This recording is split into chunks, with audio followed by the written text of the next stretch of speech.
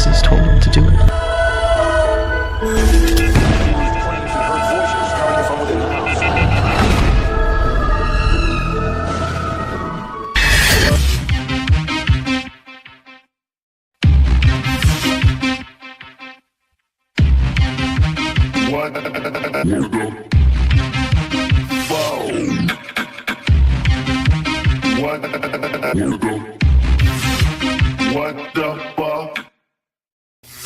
Amityville, a quaint village on the south shore of Long Island, about an hour's drive from the hustle and bustle of New York City.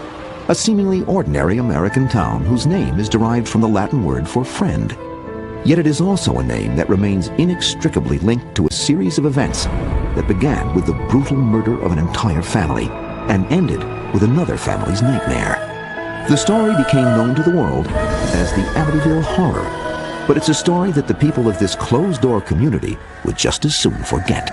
All that publicity, and the movies I thought were ridiculous too, and I just didn't believe it. I guess I don't believe the supernatural. It's the drunk kids that come back looking for a thrill night. They have nothing to do, so let's go to Amityville and find the house.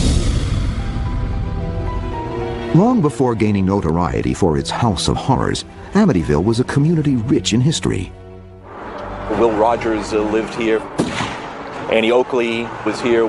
Goddard, the great space flight engineer, shot off the first rocket here. Even George Washington spent a day here supping, as he said in his diary, as he completed his tour of Long Island.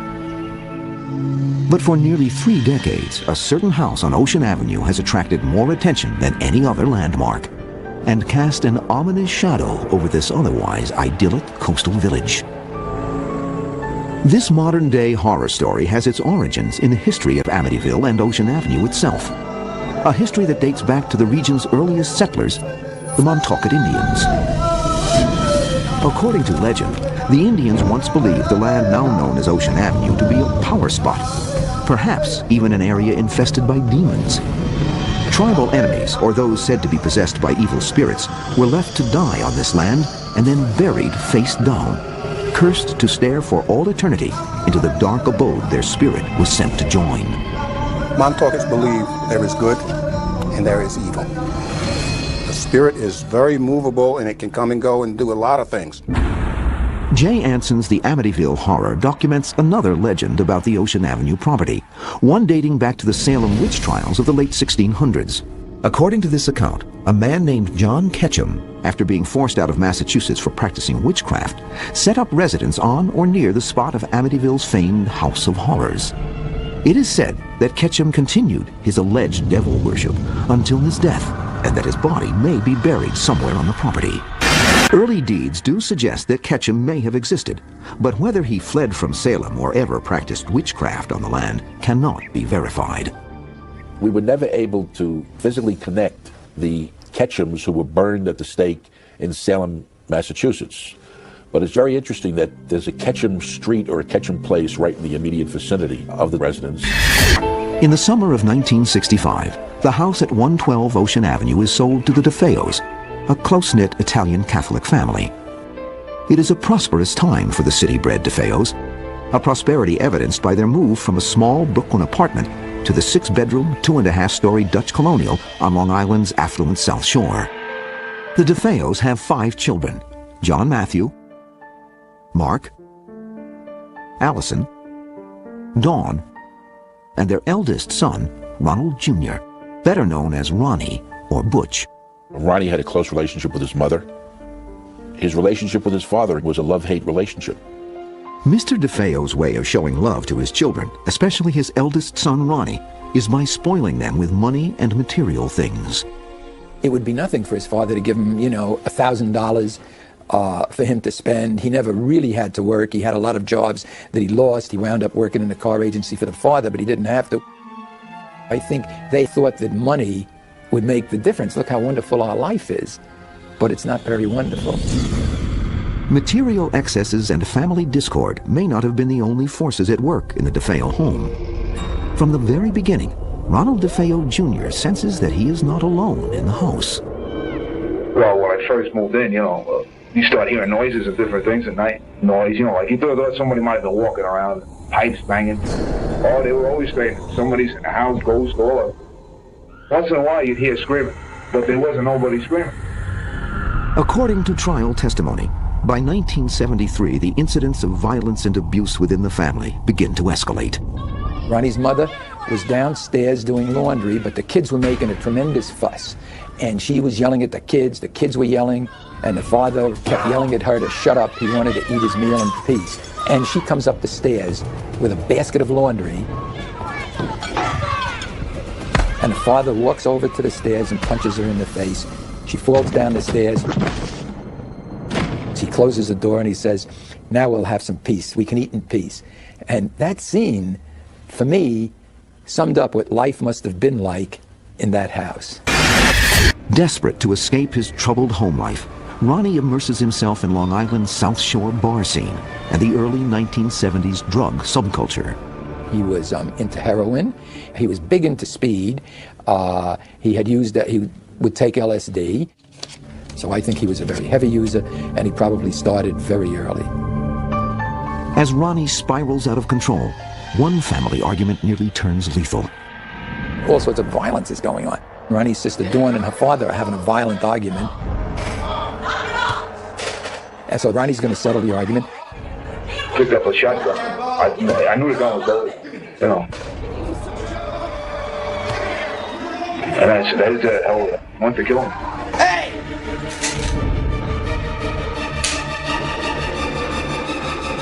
The gun didn't go off. And it turns out there are bullets in the chamber, but nothing happened. So the father felt that was the wonderful miracle. His son didn't kill him. In a show of devotion, Mr. DeFeo surrounds the house with religious statuary. But is it divine intervention or something more sinister which impels the family to seek help from the Catholic Church?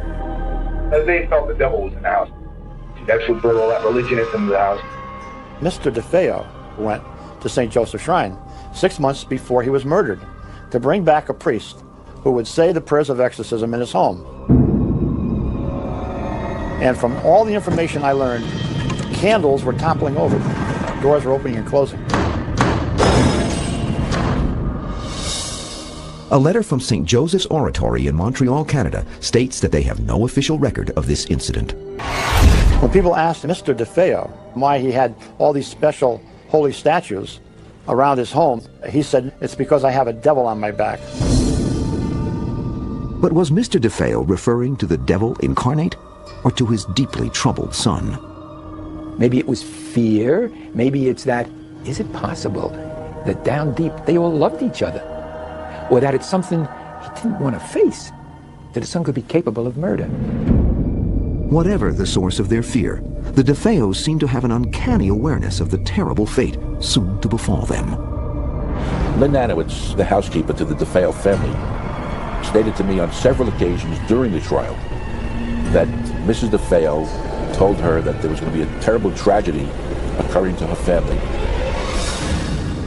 Desperate to escape his tumultuous home life, Ronnie moves out of the house on several occasions. The problem was that Mr. DeFeo used all his resources, all his connections, to go out searching for his son each time and dragged him back to the home. This was just helping the volcano become more violent within Ronnie. By the early days of November 1974, tensions in the household reach a breaking point. Just days before the murders, he and his father had an argument where his father referred to him as a devil. It came close to blows. Ronnie stormed out. And you know, to say, if I don't get out of here, I'm going to kill all of you. And he did. November 13th, 1974. While his family sleeps, 23-year-old Ronald DeFeo Jr. sits in a darkened room watching television. The television program he was watching was an army movie called Castle Keep. And in this picture, the last 15 to 20 minutes is complete destruction of the American and German troops. Ronnie said that during this movie, he heard his family members whispering, and he thought or believed that they were conspiring to kill him. At or about the end of the movie, he said that a person with black hands appeared and gave him the rifle. and he went ahead and he proceeded to shoot each member of his family. No, he shot my father first, then I crossed over onto my mother. After that, I tell you honestly, I couldn't stop. If I wanted to, I couldn't put the gun down. So I felt somebody was inside moving me. He went into another room and shot his two younger brothers. Then he went in and shot his younger sister. And then he went upstairs and shot his older sister, Dawn. When it is over, 6 members of the DeFeo family, Ronald Sr., his wife Louise, daughters Dawn, 18, and Allison, 13, and sons Mark, 11, and John Matthew, 9, lie slaughtered in their beds. The following evening, Ronnie himself reports the murders. Citing his family's alleged mafia connections, Ronnie is taken into protective custody. Within hours, however, he confesses. News of the tragedy spreads quickly, leaving friends, family, and the entire community devastated. There was enormous shock. I think it's still one of the things for which Long Island remains infamous. At DeFeo's trial 1 year later, defense attorney William Weber tries to prove that his client was legally insane at the time he committed the murders and therefore not responsible for his actions. Ultimately, the jury finds him sane and guilty on all 6 counts of second-degree murder. He said voices told him to do it. All they asked me is, what happened in that house that night? I'm going to tell you exactly what happened. There was a fight earlier that night. My father told my sister, I'm going to get you, I'm going to get you. Now the 2 of you. It's not one of you anymore, it's both of you. We both agreed he had to go. So we waited for him to go to sleep. But we both walked in the room and we closed the door. Them doors are 2 inches thick and they're solid oak. I looked at my sister. I didn't have the heart to do it. I had to pump some courage up in me. I had a lot of dope in me too. And I swear to God, I had the gun pointed at him. He must have heard us or something.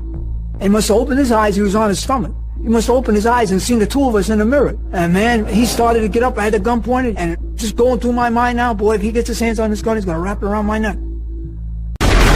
Next thing you know, I hear a shot. But I didn't fire it. He's getting up. He's starting to get up now, my father. I put a second round in him. It was mass confusion. So I swing the gun over and fire another shot. Now I shot my mother. I didn't know what the hell was going on. I said, well, you know, I mean, this is crazy. This is mass confusion in this bedroom. Mass confusion. Yet even as Ronald DeFeo Jr. serves 6 consecutive 25-year-to-life prison terms, several troubling mysteries about the murders remain.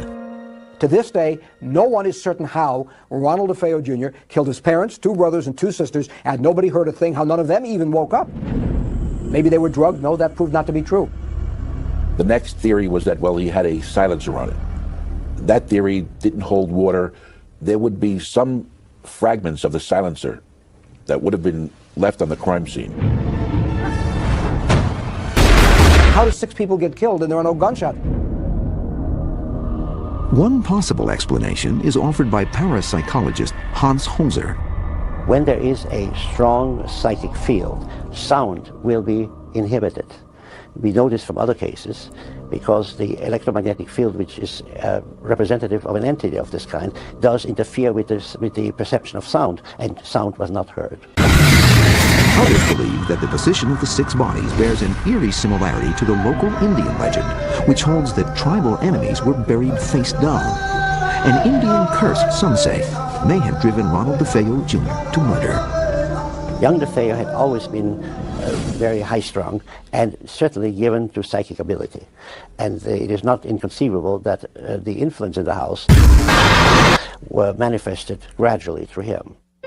I think the entity tried to get him out of the house because the house was on sacred ground. After Ronald DeFeo's trial and conviction, the people of Amityville believed the horror was over. It had just begun.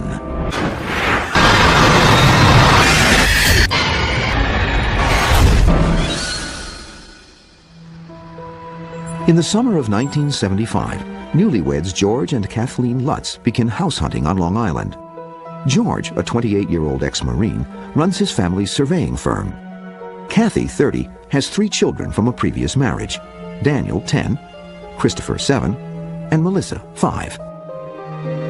Although the Lutzes have only a modest budget, the real estate broker talks them into viewing a certain Dutch colonial overlooking the water on upscale Ocean Avenue. It's the kind of house they don't build anymore. A relic of a time when the world wasn't in such a hurry, when there was still time for a little charm and elegance. It has stood empty for a long while, and at the price, it is a bargain. For a growing young family, it is almost too good to be true. What do you think?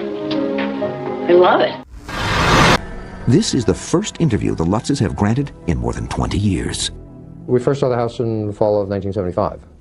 Went over with the broker. She said, I wanted to show you what the other half of Amityville lived like. Pulling up to it, she started to tell us things that the house had as far as the number of bedrooms. When we walked in the house, Kathy looked around right from the foyer and just started smiling. She really fell in love with the house. It was very obvious. And we walked through, it had 6 bedrooms and a boathouse for our boat and 2-car garage and a heated pool and a basement on the water, which was very rare. All the things that we talked about, we found in one place. For George and myself, we could bring more things together within this marriage. A new home, space for everybody, space for growth. Only after George, Kathy, and the children fall in love with the house does the broker mention its gruesome past. And she explained to us about the DeFeo massacre and wanted to know if that would change our view on the house at all. We discussed it among the 5 of us, and there was no problem. It was, it was unfortunate that that had happened there. It was reflected in the price, of course, but we weren't superstitious, thinking that there was anything wrong that way. There was a sign outside in front of the house when we first looked at it. It said High Hopes. And when I look now, those same high hopes were within us. On December 18th, 1975, 13 months after the murders, George and Kathy move in with their 3 children and the family dog, Harry. A friend of George's, after learning of the house's tragic history, insists that he get it blessed by a Catholic priest. Lutz, a Methodist, calls upon the only priest he knows, Father Ralph Pecoraro. I first met Father Ralph, which we came to know him as Father Ray, when I was in the process of obtaining an annulment for my first marriage. He and I became good friends. On the same day the Lutzes are moving in, Father Ray comes to bless the house. I was blessing the sewing room. It was cold. It was really cold in there. And I thought, gee, this is peculiar, because it was a lovely day out. It was winter, yes, but it didn't account for that kind of coldness. It wasn't until much later that we learned what it was that had happened to him while he was doing that. He did stop us before leaving and say to us that not to spend too much time in that sewing room. For some reason he felt uncomfortable there. I was sprinkling holy water, and I heard a rather deep voice behind me saying, "Get out." It seemed so directed toward me. I was really quite startled. I felt a slap at one point on the face. I felt somebody slap me, and there was nobody there. Christmas, 1975. For the Lutz family, the lovely house at 112 Ocean Avenue is a dream come true. But from the day they move in, they begin to detect the house's strange sensations. All homes have sounds that you need to come adjusted to. How the water sounds, the dishwasher in the middle of the night. There's sounds that all homes have. As the holidays draw to a close, however, the sensations in the house grow increasingly ominous. After the love of Christmas came down, that's when the sounds in the house were different. They weren't ones that I wanted to become familiar with. It changed. There wasn't the warm glow anymore. Now there was a blaze. There was a scraping. And there was a banging. The children who had been anticipating a holiday were now anticipating different things that brought a fear onto their face. We each saw things so drastically different than the person right next to us that it was very hard for us to communicate even as a family. When I look back, sometimes I describe it like a 3-ring circus, each one being in their own room or their own area of the house, experiencing for themselves something different than what the other person was. George is attacked by a sensation of intense cold. He compulsively builds fires in the living room fireplace, but he can never get warm enough. He became obsessed with how much firewood there was, and would there be enough to keep burning, that he would be continually going about the fireplace, checking the fire. Fights break out between the normally loving family members. Slowly, each of their personalities begins to change. In the ensuing days, the family is subjected to a series of strange and inexplicable events. Extreme fluctuations in temperature, recurring black stains on the bathroom fixtures, and an infestation of flies in the dead of winter. When we first looked at the house, very first time, we noticed no flies anywhere in the house. Especially when you think back now, they were limited, in particular, to the sewing room second floor. Same bedroom that Father Ray had asked us not to use as a bedroom. The longer we were in the house, the more flies there were in that room. I don't have an explanation for how or why, but that's where they were. As the days wear on, other strange discoveries fuel the Lutz's mounting sense of unease. I was down in the basement one afternoon, and there was a particular shelving area that I really wanted to relocate, and it looked like a portable. So I moved it, and much to my surprise, there was a small room behind it, and it was painted a red. We keep calling it a room, but we don't know what else to call it. It's a very small space. The fact that it was red and that it had an odor was the disturbing part. Then when Harry, our black lab, wouldn't go near the room, cowered away from it, that was more disturbing. This red room was not in the original house plans. Who built it? Why was it hidden? Soon the Lutz's puzzlement turns to abject terror. Night after night, George is snapped awake at 3:15 a.m., the established time of the murders. While Kathy is plagued by nightmares in which she relives the horror of the DeFeo tragedy. There was one that was very vivid, and where I experienced where the bullets went in and out of Mrs. DeFeo's body. And I was able to determine who died in what order. And later on, when we met with William Weber, who was the attorney for Ronald DeFeo, and he confirmed what the police had found. And they had never published where the bullets went in and out of the body. George becomes disturbed at the way his wife and children begin sleeping in their beds, the same position as the murdered DeFeos. I would not sleep on my stomach, everyone else did. None of us ever slept on our stomachs before moving in the house. We later came to believe that's the position the bodies were in. Slowly but inexorably, the influence spreads to the children. In particular, 5-year-old Missy, who boasts about her new imaginary playmate, Jody. I recall one morning I was in the kitchen, and Melissa came in, and she said to me, "Mommy, do angels talk?" And I said, "Yeah, I think so." "Why?" And she said, "Well, I think I have an angel in my room." Missy described it as a pig that had the ability to be very big or very small, invisible or visible. But Missy would say things about it that it said that you knew she couldn't make up on her own. One of the most uncomfortable statements that Jody made was, "You will always live here." That's not something that makes you comfortable to hear your child's invisible friend is saying that. George and Kathy dismiss the stories of their daughter's invisible friend until Jody makes its presence known to them. I saw eyes looking down at me from Missy's bedroom window when I would be coming back from the boathouse at night. I would run into the house, run upstairs, and there'd be nothing there. There would be times that Missy would be sitting on her bed talking, and you'd walk past, you'd see the rocking chair moving, but Missy was on the bed. There were a couple of times that we saw eyes from the outside looking into the house. There were tracks in the snow that were made by something with a cloven hoof.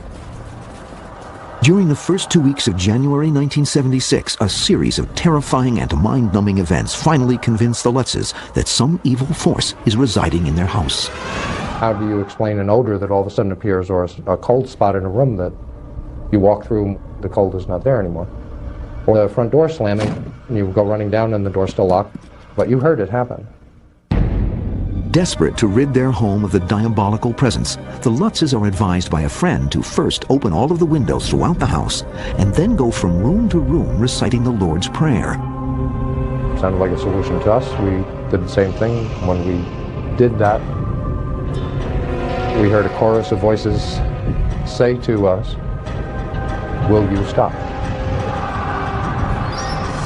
I believe that's one of the things that we did that caused the presence there to become less than happy with us. Not until sunrise does the family dare fall asleep, unaware that their battle with the supernatural has just begun. After failing to cast the evil presence out of the house on Ocean Avenue, the Lutzes attempt to seek help from Father Ray, the Catholic priest who first came to bless the house, but find their efforts to reach him thwarted by some unknown force. Anytime I would attempt that call, that contact, he would run into interference on the phone. There were times when Father Ray would attempt to call us, and the connection again would be broken up with static. After we left the house, Father Ray told the story of sitting in the Chancellor's office and just discussing the possibility of helping us in some way, and hearing the heat come up in the pipes, in the radiators, and the incredible chill, cold that came into the room. And he said all we were doing was discussing it, and this started happening. After again attempting to bless the house on their own, the Lutzes experience a night of horror they say they will never forget. The last night they would ever spend in the house. Never do the Lutzes discuss the specific events of that night. The memory, they say, is still too disturbing. We left the house because the house became uninhabitable. As far as we were concerned, there was no reason to stay there anymore. There were too many things happening too often and confronting us constantly. But those specific events are not something that we try to sit down and explain to anyone else. That's why the book was done, so that that's not something that we have to go through anymore. To describe fear and the depth of what fear can do within you is hard to verbalize. To describe evil, which has no boundary, is hard to present. But this is what the family was experiencing that night. Each one, with the degree that they could handle it. This sense for our very lives was there, and we chose to go.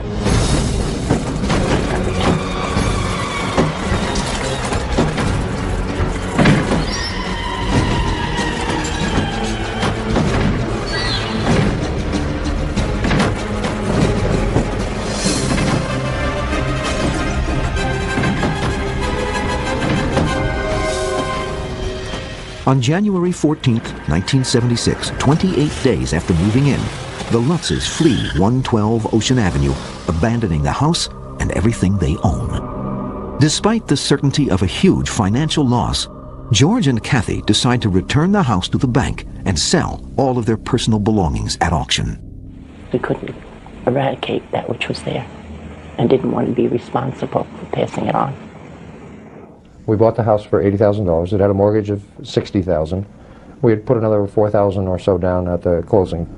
When the auctioneer took care of the contents of the house, I think we netted $1,600, something like that, from the sale. We moved to California and we started over. One of the instructions we received was that there was one item that we could take out, but anything else would not have been healthy for us.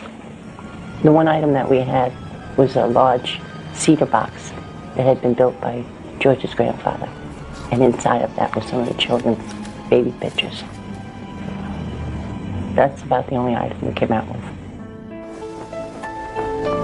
Although the Lutzes may have escaped Amityville, they cannot escape the onslaught of publicity that follows them to California.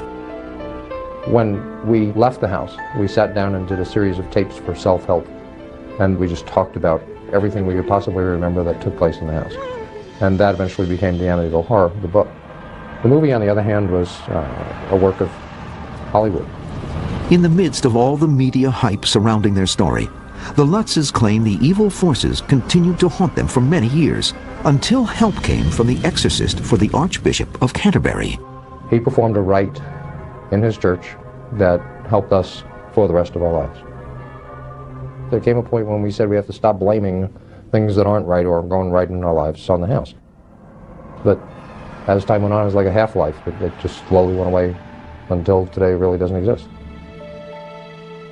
George and Kathy, who are now divorced, maintain that their experiences in Amityville have had the most lasting impact on their personal lives. The story of our lives through Amityville is not the story of one person going through. It's the story of a family, 5 members, each one coming with what affected them and bringing it in. I think what we lost there was the people that we had been prior to moving in. The children in particular, their life was so dramatically touched by what they experienced there. So you could retrieve some things, but you couldn't retrieve that portion of your life prior to. But what of the supernatural forces that drove the family out of 112 Ocean Avenue? What exactly were they? And why did they seem to only affect the Lutzes? When we moved into the house, we were practicing transcendental meditation. I think in the practice of that, it opened up the mind and the spirit to other things and brought about a sharpened sensitivity. And I think we opened ourselves up to it. I think that whatever was there was very intelligent, very impatient. I think its abilities are far more powerful than we really understand. I think you know evil from experiencing it. I would say it was demonic. He said voices told him to do it. It took a dream and it shattered it. It took innocence and it destroyed it. And it was out for life itself. What the fuck?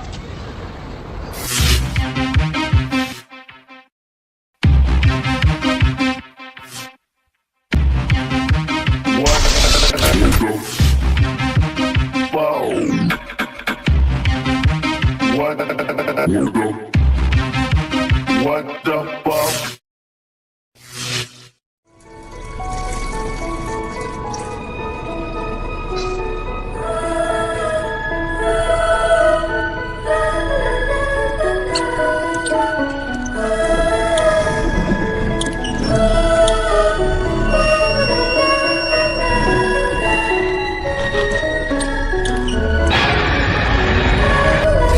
Evil in my house.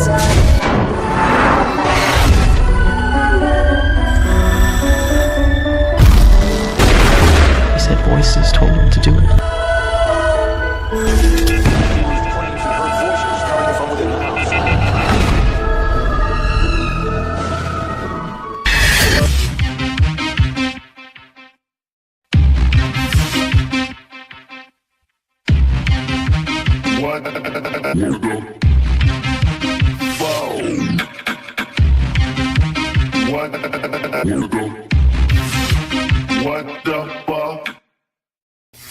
Amityville, a quaint village on the south shore of Long Island, about an hour's drive from the hustle and bustle of New York City. A seemingly ordinary American town whose name is derived from the Latin word for friend.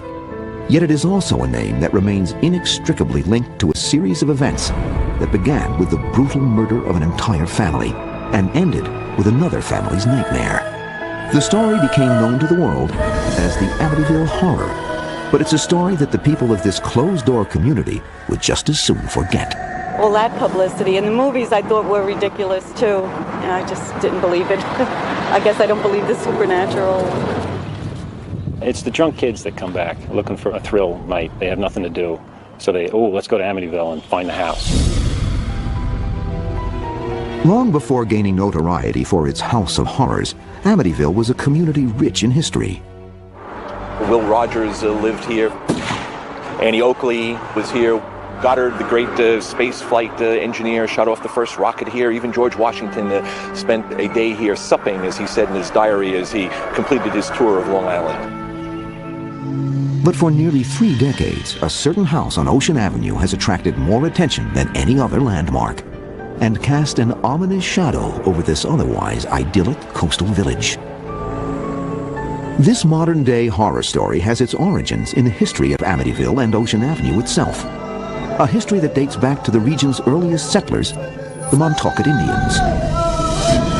According to legend, the Indians once believed the land now known as Ocean Avenue to be a power spot, perhaps even an area infested by demons. Tribal enemies, or those said to be possessed by evil spirits, were left to die on this land and then buried face down, cursed to stare for all eternity into the dark abode their spirit was sent to join. Montaukets believe there is good and there is evil. The spirit is very movable and it can come and go and do a lot of things. Jay Anson's The Amityville Horror documents another legend about the Ocean Avenue property, one dating back to the